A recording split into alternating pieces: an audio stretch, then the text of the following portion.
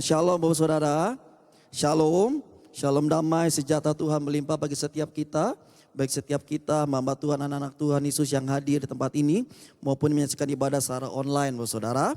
Ya, pada malam hari ini adalah ibadah malam Jumat Agung Bapak Saudara. Jadi ada 3 peristiwa penting di dalam Kamis malam ini Bapak Saudara sebelum hari Jumat Agung. Di mana yang pertama Bapak Saudara adalah peristiwa Tuhan Yesus membasuh kaki murid-muridnya. Kemudian yang kedua adalah Last Supper Saudara, yaitu perjamuan terakhir. Dan kemudian yang ketiga adalah peristiwa di Taman Getsemani Saudara. Dan malam hari ini kita akan belajar teladan Tuhan Yesus Kristus di dalam membasuh kaki murid-muridnya Saudara. Mari sama-sama kita buka kebenaran firman Tuhan pada malam hari ini di dalam Yohanes 13 ayat 12 sampai dengan 17. Ayat 12 sampai dengan 17. Yohanes 13 ayat 12 sampai dengan 17. Sudah ketemu semua? Yang sudah ketemu sorakan haleluya. Haleluya. Kita baca sama-sama saudara ya. 1, 2, 3. Sesudah ia membasuh kaki mereka, ia mengenakan pakaiannya dan kembali ke tempatnya. Lalu ia berkata kepada mereka, mengertikah kamu apa yang telah aku perbuat kepadamu? 13. Kamu menyebut aku guru dan Tuhan, dan katamu itu tepat, sebab memang akulah guru dan Tuhan. 14. Jadi jikalau aku membasuh kakimu, aku yang adalah Tuhan dan gurumu, maka kamu pun wajib saling membasuh kakimu. 15. Sebab aku telah memberikan suatu teladan kepada kamu, supaya kamu juga berbuat sama seperti yang telah aku perbuat kepadamu. 16.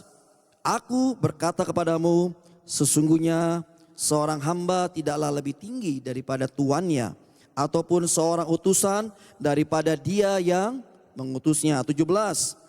Jikalau kamu tahu semua ini, maka berbahagialah kamu jika kamu melakukannya. Haleluya, puji nama Tuhan. Teladan Tuhan Yesus Kristus bagi setiap kita saudara adalah saling membasuh kaki saudara. Nah, hal ini dilakukan oleh Tuhan dan diajarkan kepada setiap kita saudara, agar kita juga melakukannya kepada sesama kita saudara. Amin. Jadi tindakan ini dilakukan oleh Tuhan Yesus sebelum dia ditangkap dan disalibkan saudara. Ya, dan perlu diperhatikan saudara, Tuhan Yesus ditangkap dan disalibkan karena kehendaknya sendiri. Ya saudara ya. Dia bisa ditangkap, bisa disalibkan karena apa? Karena kehendaknya sendiri. Sama-sama kita lihat Bapak Saudara, yaitu Yohanes 13 tadi, ayat yang pertama. Kita buka ayat yang pertama saudara, dikatakan, sementara itu sebelum hari raya Paskah mulai, jadi sebelum Paskah mulai saudara, Yesus telah tahu bahwa saatnya sudah tiba untuk beralih dari dunia ini kepada Bapa. Sama seperti ia senantiasa mengasihi murid-muridnya, demikianlah sekarang ia mengasihi mereka sampai kepada kesudahannya. Jadi perhatikan kata-kata Bapak Saudara, saatnya sudah tiba. Jadi ini menegaskan Bapak Saudara bahwa Yesus Kristus membiarkan dirinya untuk ditangkap dan disalibkan. Jadi ini kehendak Tuhan. Ya saudara ya, di pasal-pasal sebelumnya Bapak Saudara, ketika Tuhan Yesus mau ditangkap tetapi tidak bisa tertangkap. Kenapa Bapak Saudara? Karena saatnya belum tiba. Di dalam Yohanes 7 ayat 30 saya bacakan. Mereka berusaha menangkap Tuhan Yesus. Tetapi tidak ada seorang pun yang menyentuh dia, sebab saatnya belum tiba. Kemudian Yohanes 8 ayat 20 berkata, kata-kata itu dikatakan Yesus dekat perbendaharaan, waktu ia mengajar di dalam bait Allah. Dan tidak seorang pun yang menangkap dia, karena saatnya belum tiba. Jadi Bapak Saudara, Tuhan Yesus itu kalau saatnya belum tiba, ya belum bisa ketangkap. Belum bisa disalibkan Bapak Saudara. Ya, jadi kalau saatnya tiba, ya atas kehendaknya dia membiarkan dirinya untuk ditangkap dan disalibkan Bapak Saudara. Jadi ditegaskan, kalau bukan atas kehendaknya, dia tidak bisa ditangkap, dia tidak bisa disalibkan Bapak Saudara. Jadi kalau Tuhan Yesus bisa tertangkap dan disalibkan, itu artinya atas kehendaknya sendiri. Dia membiarkan dirinya untuk ditangkap dan disalibkan saudara. Amin. Dan ini juga menegaskan bagi setiap kita saudara bahwa di hari Jumat Agung yang disalibkan dan dihukum mati adalah benar-benar Yesus Kristus sendiri. Ya saudara ya, bukan yang lain. Ya, bukan yang lain saudara. Bukan Yudas Iskariot yang mengkhianati, yang menggantikan mati di atas kayu salib saudara. Pernah dengar seperti itu? Ya, oh itu bukan Yesus Kristus yang disalibkan. Yang mati di atas kayu salib itu adalah Yudas Iskariot. Ya, saudara ya. Ya ada seperti itu ya. Saksi mata sangat banyak saudara. Baik dari imam-imam, ahli-ahli Taurat, orang-orang Farisi, fraksi-fraksi Yahudi garis keras dengan para pengikutnya. Kemudian prajurit-prajurit Romawi, orang-orang yang pernah mengenal Yesus. Apakah mereka semua orang bodoh? Sehingga mereka tidak bisa mengenali mana muka Yudas, mana muka Yesus. Ya saudara ya. Saksi mata sangat banyak saudara. Enggak saudara ya. Ya, atau oh enggak. Kan Allah sanggup mengubahkan muka Yudas seperti muka Yesus Kristus. Ada seperti itu saudara. Ada. Enggak mungkin yang namanya Tuhan bisa disalibkan dan dihukum mati. Nah, kalau bukan karena kehendaknya, saudara, Yesus Kristus mau dikejar, mau ditangkap bagaimanapun kalau bukan kehendaknya, kalau dia tidak membiarkan, ya dia tidak akan bisa ditangkap atau disalibkan. Amin saudara. Ya, karena sesuai dengan firman Tuhan, dia harus mati sebagai penebusan dosa kita dan kemudian bangkit pada hari yang ketiga. Ya, saudara ya. Nah, buat apa ribuan orang Israel, buat apa ribuan yaitu orang-orang Israel yang bertobat, ribuan orang-orang percaya pada zaman gereja mula-mula, mereka bersedia mati martir. Karena mereka percaya Yesus Kristus adalah Tuhan.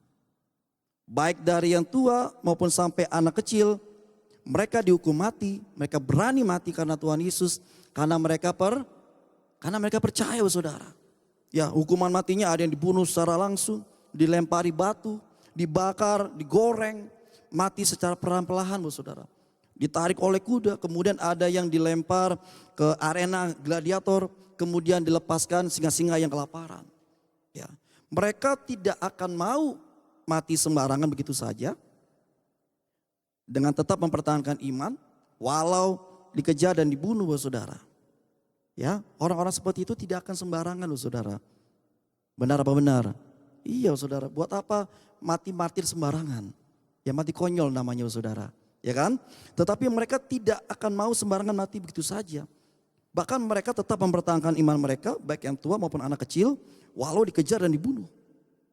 Nah, kalau mereka sendiri mereka bisa mempertahankan seperti itu karena mereka sendiri telah mengalami dan mereka telah melihat dengan mata kepala mereka sendiri bahwa siapa Yesus Kristus itu.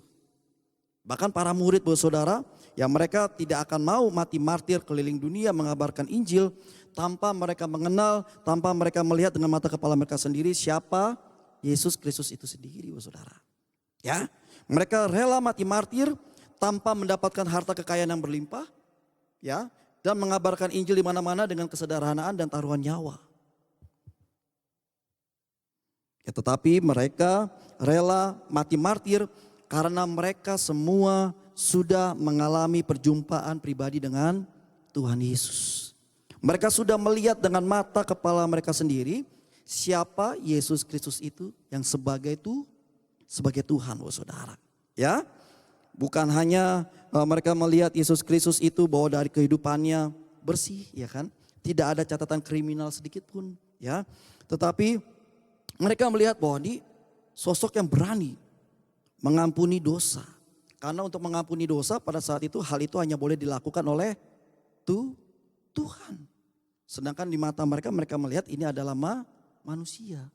Tetapi punya kuasa, punya otoritas untuk mengampuni dosa.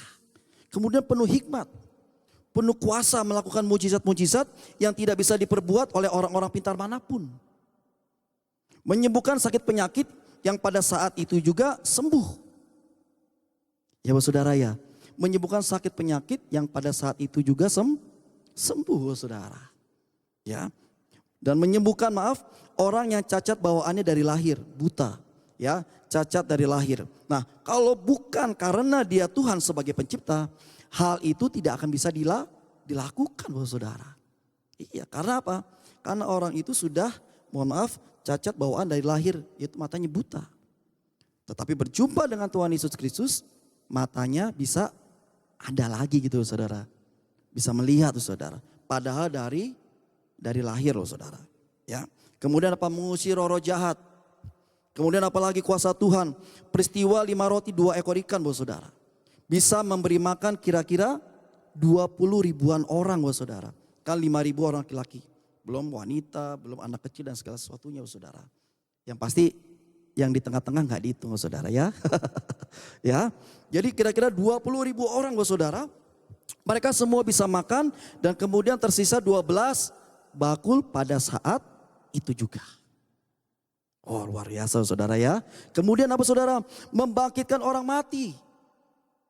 Ya, yang pertama seorang anak janda di Nain. Yang kedua putri Yairus kepala rumah ibadat. Yang ketiga Lazarus. Ya, jadi Tuhan Yesus membangkitkan beberapa orang mati.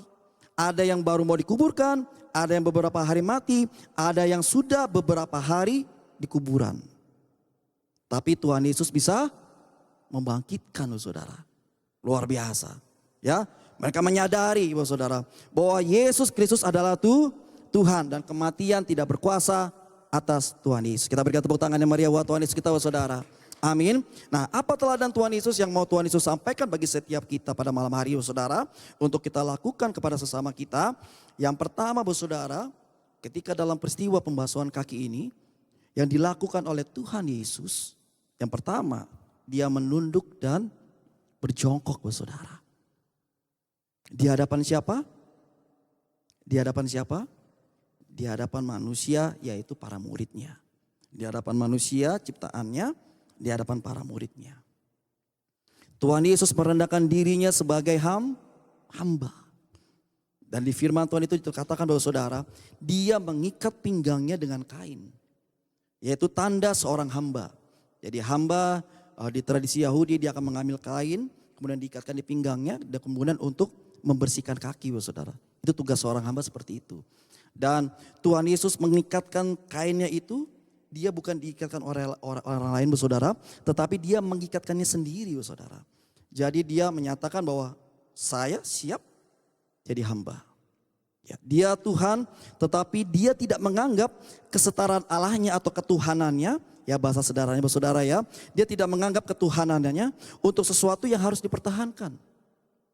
Bahkan dia rela merendahkan dirinya untuk menjadi seorang hamba kata firman Tuhan. Ya, dia berikan contoh, dia berikan teladan bahwa dia datang untuk melayani bukan untuk dilayani. Amin.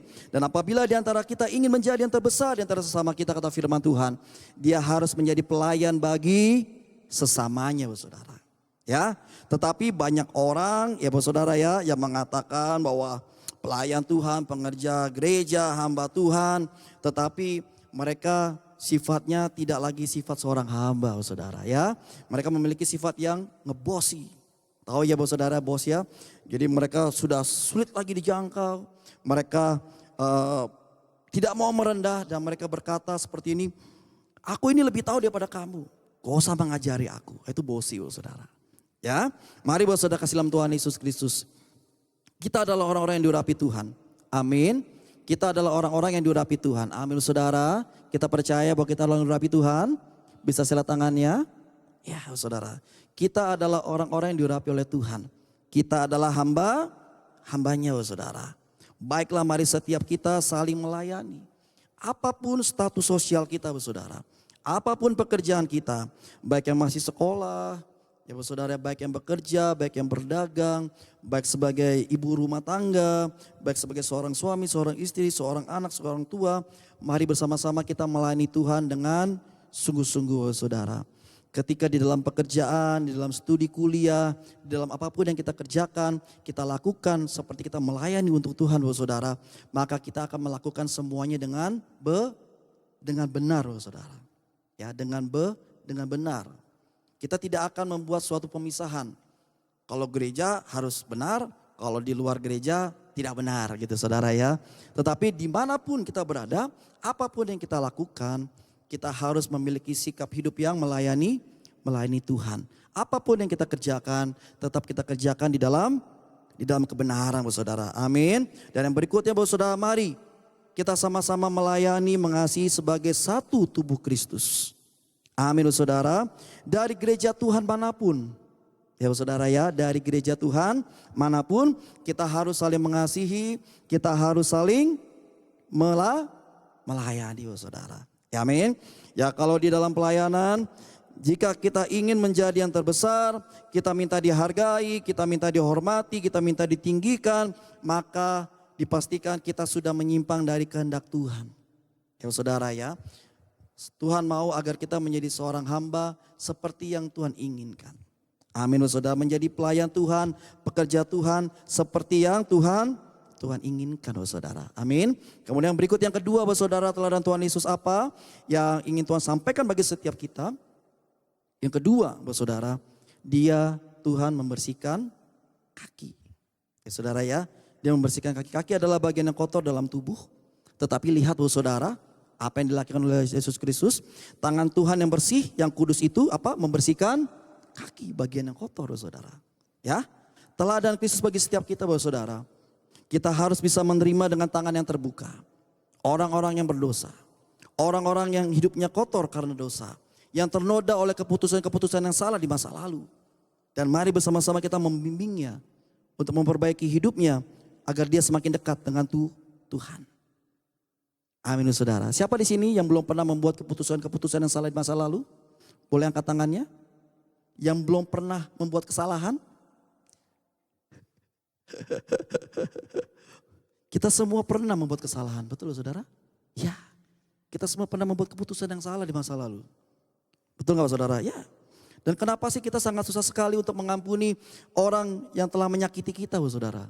Dalam bentuk apapun kita disakiti saudara. Ya, masih di sini ada yang berusaha menyimpan hal-hal itu? Masih tetap dendam? Ya, kenapa kita susah sekali saudara untuk mengampuni orang-orang menyakiti kita? Karena kita lebih apa?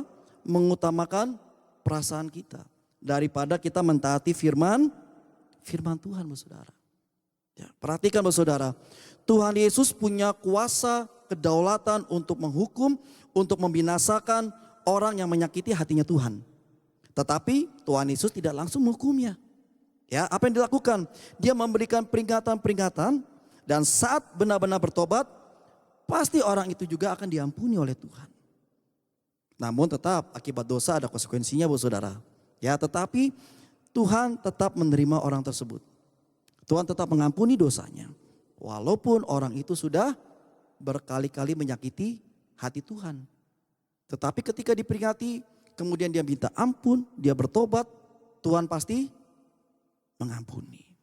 Tuhan pasti mengampuni saudara. Amin. Nah, perhatikan saudara, Tuhan sebagai yang punya kedaulatan, saat hati Tuhan disakiti dan kemudian orang itu bertobat, maka Tuhan pasti mengampuni. Ya, masa kita sebagai manusia ciptaannya, kita tidak mau mengampuni. Ya, atau kita mungkin menolak orang yang berdosa untuk bertobat. Ya, saudara, gereja secara bangunan adalah bengkel. Ya saudara ya, bengkel di mana tempat berkumpulnya orang-orang yang butuh dipulihkan. Jadi dengan kata lain juga gereja adalah rumah sakit saudara ya. Banyak orang-orang yang sakit, baik sakit hati ya kan, baik sakit secara fisik saudara ya, baik dompetnya juga sakit ya saudara ya, ataupun yang jiwanya sakit saudara. Jadi jangan heran saudara. Ya, jangan heran saudara. Jadi tempat berkumpulnya macam-macam orang untuk dipulihkan, untuk diperbaiki hidupnya, untuk disembuhkan hatinya saudara.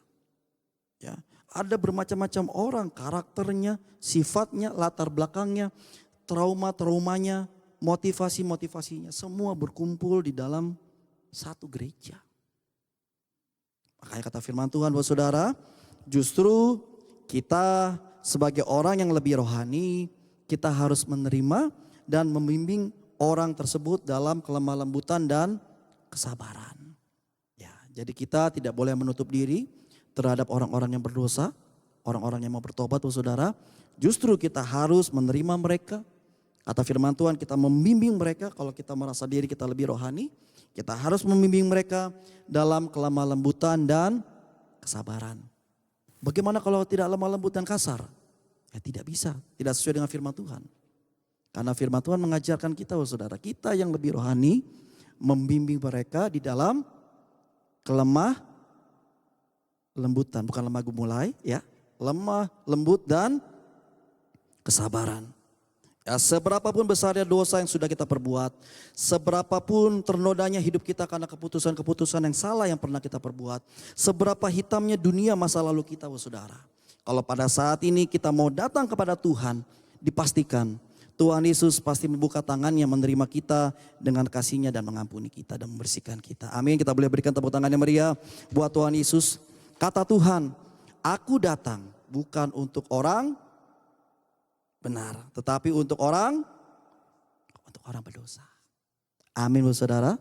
Ya, Bapak Saudara, bila kita masih ada hingga hari ini, itu semua karena kasih Tuhan. Amin, Bapak Saudara. Tuhan memberikan kesempatan bagi setiap kita. Tuhan Yesus sangat menantikan, merindukan agar kita datang kembali kepadanya, Bapak Saudara. Ya, Dia Tuhan mau membersihkan hidup kita. Dia Tuhan mau memulihkan hidup kita. Dia Tuhan mau memperbaiki kekacauan yang sudah kita perbuat, Bapak Saudara. Amin. Kemudian Bapak Saudara, pasal 13 ini ditutup dengan sangat indah dengan perintah Tuhan pada ayat 34-35. Yohanes 13 ayat 34 dan 35.